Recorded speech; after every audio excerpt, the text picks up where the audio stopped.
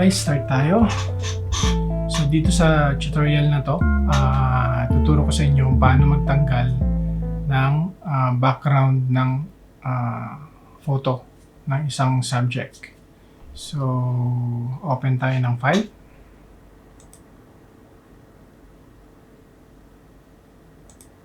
Open. Okay, so ito yung isang photo natin. Natatanggalin natin ng background. So, ang ginagamit kong Photoshop is Photoshop 2023. So, dito sa Photoshop 2023 kasi, meron na siyang, yan, kita nyo dito sa ano na to, sa tab na to, meron na siyang remove background na option. So, unlock lang natin dito sa layer, unlock lang natin tong ating image. So, naging layer 0 na siya. Ngayon, gagawin natin, i-remove natin yung background. So, ito yung Photoshop 2023 ha. Remove background. So, kita nyo, tinanggal niya yung background ng image nang ganun lang kabilis. So, ang ginawa niya actually is gumawa siya ng mask around ng image. So, nakamask siya. So, yan. Try natin i-save as PNG. PNG, copy, save. Okay.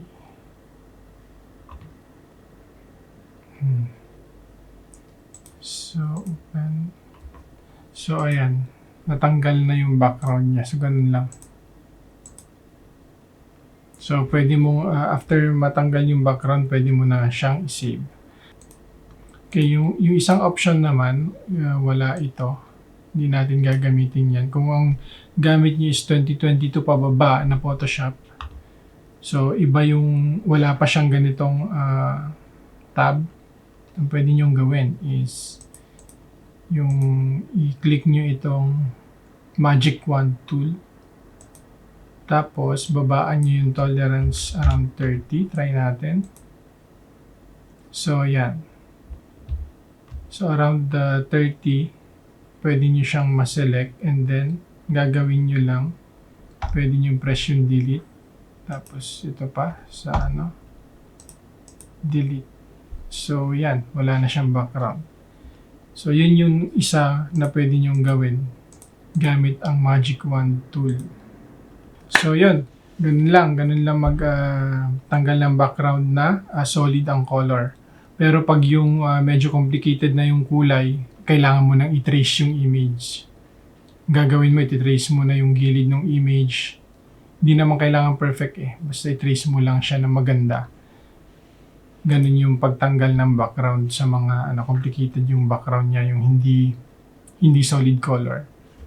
So, ganun. Ganun yung pagtanggal ng background. So, pag di pa kayo nakapag-subscribe sa ating channel, please subscribe, like, and share the video. Pa-click na rin yung notification bell para updated kayo sa mga bago nating videos.